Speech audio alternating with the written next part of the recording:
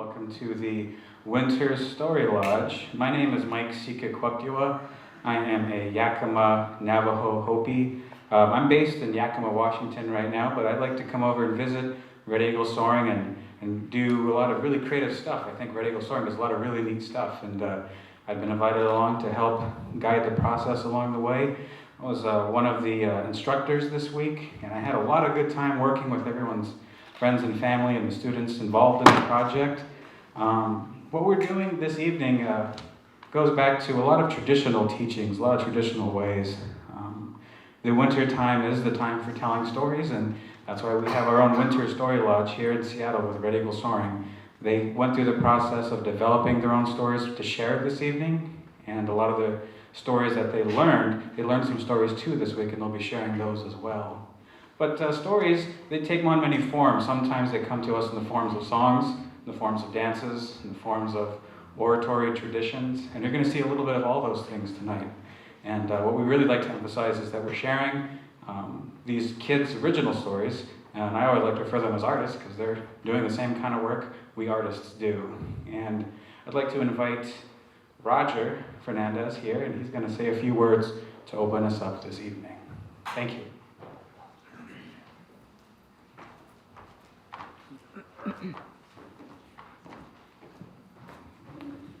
Whoa. They like it. I know that really young people like this, but it's way too bright for me. Thank you, my friends. Thank you, good people, for letting me share a few thoughts and ideas and some encouragement and some good words to hopefully start this. We are on the land of the Duwamish and Muckleshoot people. That's always the first thing to acknowledge, that we are on the native land here. And the young people have been learning that all week long. They already knew a lot of these things from their families and their teachers. And so what we try to do is reinforce the idea that they're here to learn about theater, but really they're here to make sure their cultural knowledge is continued, that they learn the things they need to know about being a native person. And they've taught us as much as we've taught them, because they're young people living in the city, most of them. And because of that, their understanding their culture and how they live it in the world today is very important to encourage. So we want to encourage our young people to stand up and speak, and I think that's one of the powerful things of Red Eagle Soaring. We ask them to speak, stand up and speak, and they become our leaders when they learn to stand up and speak like this. And so we should all be encouraged that we have many young leaders who are going to show up in a few minutes and stand up here on the stage and share stories with you, share their thoughts and ideas with you. I know that we've told them their ancestors, all of our, will be here right now watching them and smiling, because they're going to see these young people continue the thoughts and the teachings, the ancestors, they learned themselves and they passed on to others who passed them on to us. And so the young people have learned these things. And again, we understand that comes from their family, but we really want to make sure that you understand we want to support that as much as possible. Our young people are going to carry these messages with them, the stories that they've learned, the story they've created. They're going to pass those on to another generation, and that's how it works. So I put up my hands to all of you. You're all connected with these young people. This gesture among our people here, of the Puget Salish people, I come from the Lower Elwha Nextlayan people, the Klallam people. We put up our hands up like this all around here. We put up our hands up like this all the time. This gesture means thank you, you're welcome, hello, goodbye. I was taught that it has a symbolic meaning though. This gesture means, in the way of our people, you lift me up, you lift me up, you lift up my heart, and you make me happy. So I want to put my hands up to all of you for the work you've done. Most of your family and related to these young people, the work you've done to make them the good young people that have come to this camp. And again, if we can work together as community organizations and families in our community, we'll raise strong young people. So I put up my hands to you for that. I put up my hands to you for making time tonight to be here, to support them. They're excited. And rightfully so, they put in a lot of work. So again, Hatningsin, thank you. Siam, special people. Hatningsin, Siam, thank you for being here tonight. I look forward to this as much as you do. Thank you very much.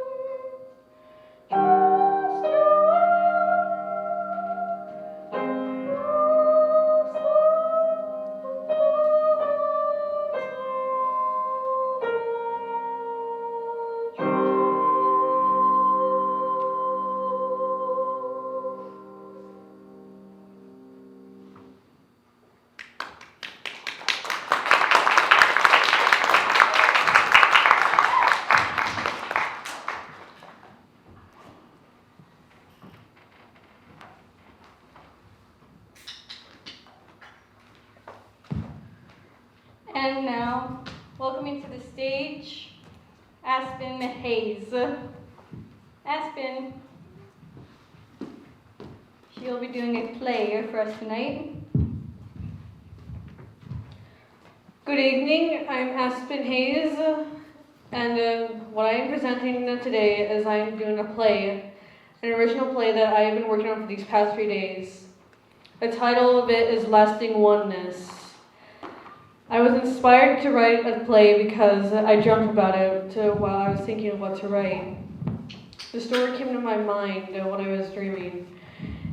So far, the story is about a girl named Demetra. She has lost her parents when she was very young. She is living alone, and she has no one to rely on except her grandma, who has now moved into her apartment that she's been living in for the past 3 years. And one day she runs into a boy that just transferred her into school.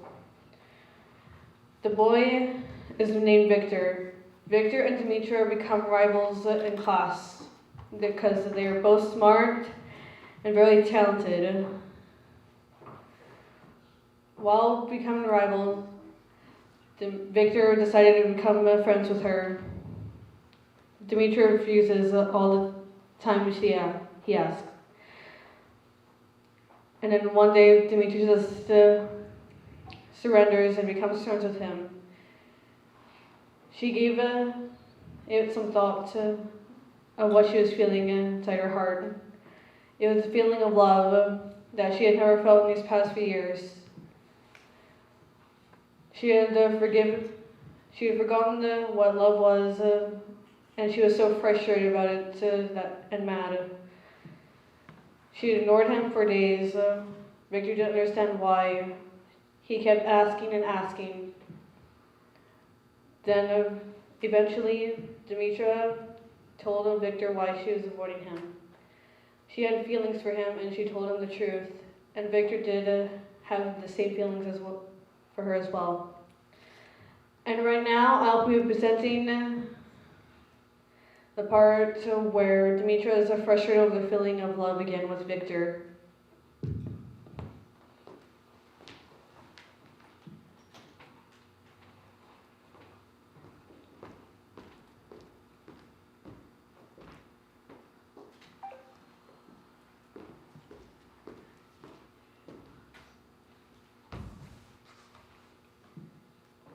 Dear Diary, is it true that I'm becoming different? Why I'm getting like this? I don't understand. Why are you acting like this?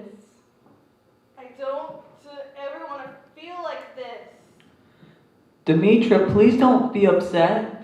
I really do care about you. It makes my heart ache so much. What's wrong, Demetra? I hate this feeling so much. I don't know if you noticed this, but there's a lot of people who care about you.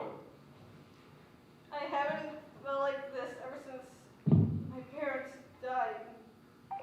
It's been about 8 years since they've left me alone in this beautiful and cruel world. Please let me help you, Demetra.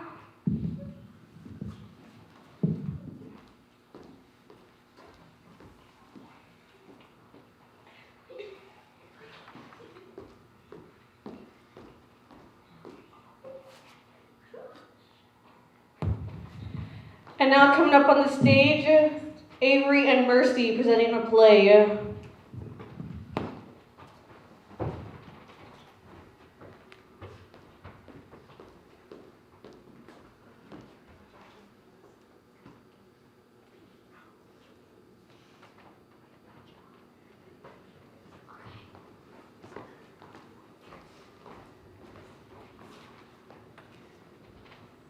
A long time ago, in a village not far from here, there lived a little boy. And one day, this little boy's parents had died. So he walked from house to house, knocking on people's doors, asking if he could live with them.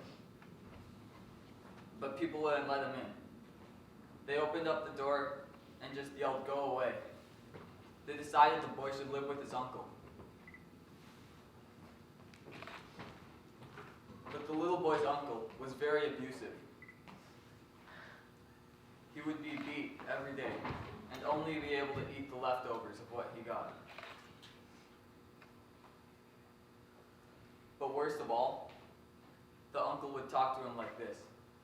You're horrible. You're pathetic. You suck. So the little boy ran away. The little boy ran out of the village, off onto the trails. And when the trails ended, the little boy ran into the forest and ran deeper and deeper. And the little boy stopped and thought, I'd rather die than live like that. the animals had been watching this little boy. The little boy had been getting weaker and skinnier every day. And the animals decided they needed to do something about this. You can live with me, little boy. I can't live with you, Wolf. You run too fast. You can live with me, little boy. I can't live with you, Squirrel. You live in a tree and eat nuts. You can live with us, little boy. Okay. It ended up being the bears that the little boy lived with. And bears don't like humans. Because humans stink, and we kill bears. And we also need fire to stay warm. And animals don't like fire. But they ended up living with the bears. Because the little boy ate the same things as the bear. And they lived in sheltered places. The little boy would go and hunt and fish and gather roots and berries with the bears. And one day, when the little boy was fishing with the bears, he looked in the lake and saw his reflection. His ears were going to the top of his head, and he was growing fur. He was becoming a bear, and he was very happy about this. Later, when they got back to their village, the little boy lifted up his nose and sniffed in the air. We need to hide. The little boy's uncle was coming. His uncle was a hunter. The uncle had walked right past them. After hibernation, the little boy had lifted up his nose again. We need to hide. His uncle came back. But this time, the uncle followed them into their bear village. The uncle saw a little bear cub and pointed his arrow right at the heart of it. But the mother bear jumped in the way. The uncle didn't care about this though, and pointed his arrow right at the heart of the mother bear. So the father bear jumped in the way. Roar! The uncle didn't care about this either, and pointed his arrow right at the heart of the father bear. And then the little boy jumped in the way. Please don't hurt these bears. They are good people. Are you my nephew? Yes, I am. I've been looking for you this whole winter.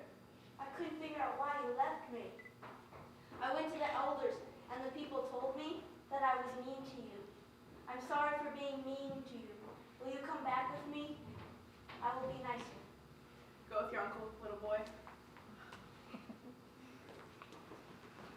As the little boy was walking with his uncle back to the village, his fur was going away, and his ears were going back to the side of his head.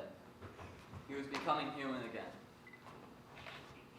Once he got to the village, he taught his people what the bears knew about gathering roots and berries and fishing and hunting.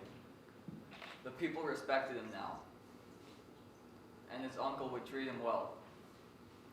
The end.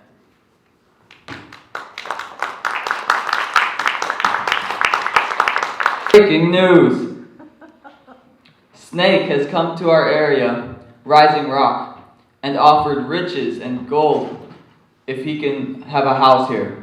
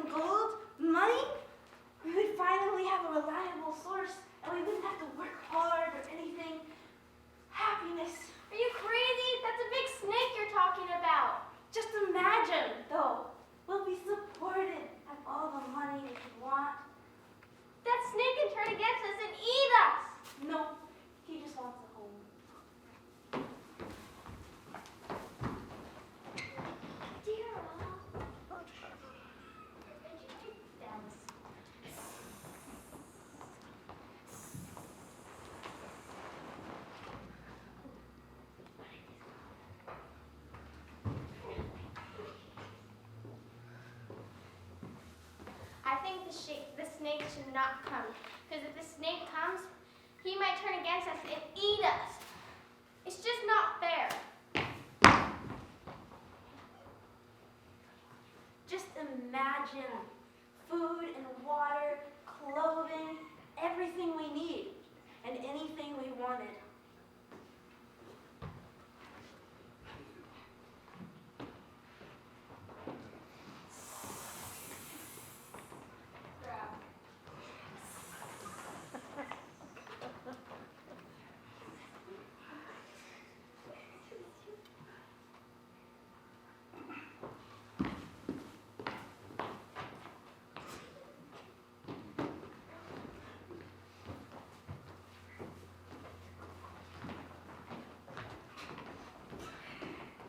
No! Yes! No!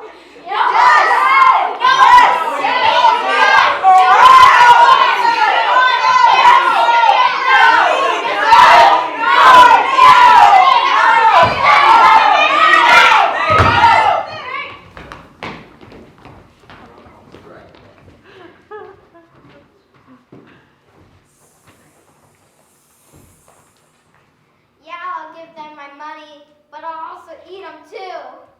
Smwa!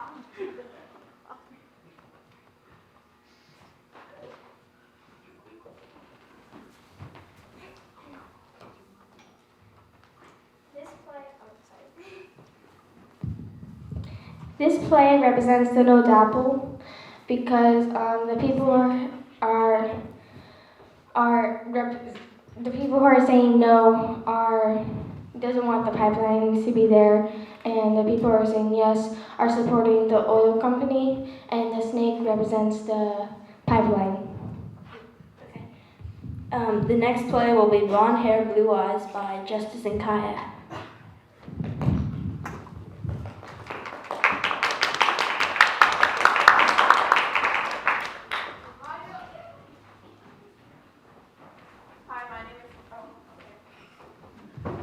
Hi, my name is Kaya. My name is Justice. Our play is called Blonde Hair and Blue Eyes, and it is about a Native American girl named Ember. And she moved from the city into the reservation to a new school and gets bullied because she doesn't look like the average Native American. Until she meets her new friend Morocco, and then they become friends, and he helps her through the bullying, and then she tries to commit suicide, and then he saves her. And they become really good friends, and then they fall in love, and then they become counselors to help prevent suicide. The scene we'll be showing you is about the bullying that Ember went through.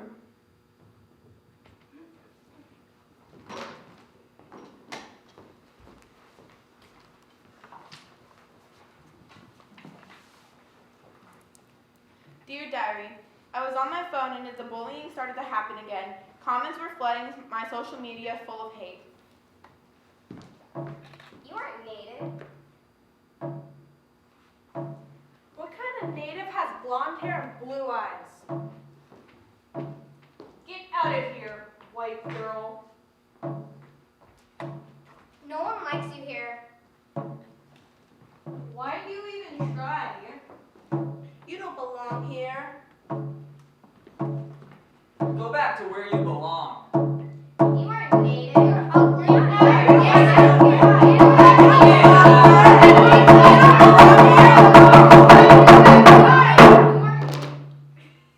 All I wanted to do was fit in.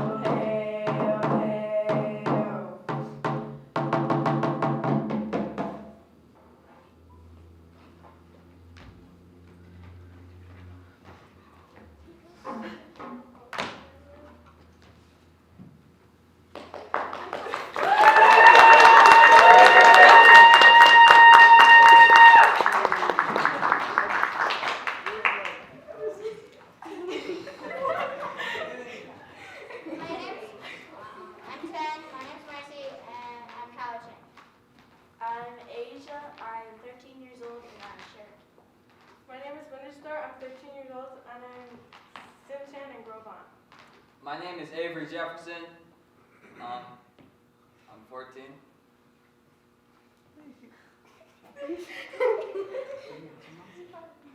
Oh, I'm Yakima. My name is Justice Domini. I'm 15 years old, and I'm a citizen in Clinket. My name is Kaya Fernandez. I'm 15 years old, and I'm Lower Aloha Clallam. I'm Kat Hayes. I'm 16 and I'm from the Yakima Nation. I'm Aspen Hayes. I'm 16 and I'm Yakima Nation. I'm Adara Galvez, and I am 12 years old, and I am Cowichan, Apache, and Yaqui.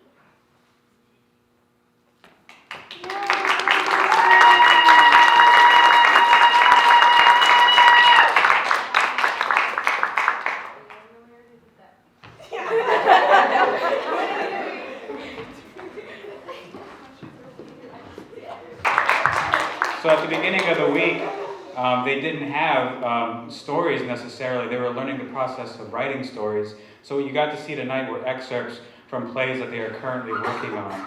So that's why we got to see a lot of different variations of different themes and stuff like that. That was part of what they were learning about.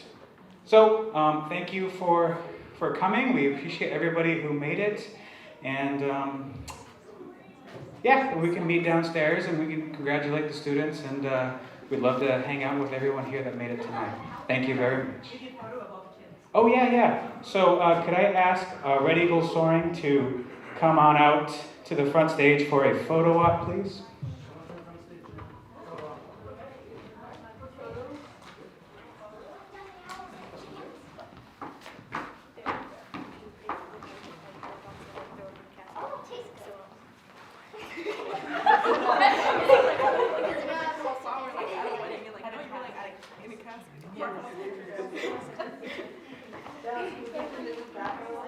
You guys, can you take a couple steps back?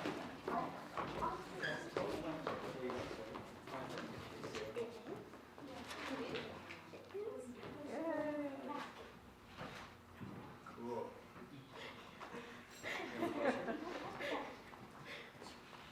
Okay. So let's scrunch up a little bit closer too. Some of us might need to have. Or so looking at the road. Yeah, have some take the front, take a knee. Go front. Yeah. What did you need? Take a knee, yeah, take a knee. There you go. There we go, 2 rows. Perfect.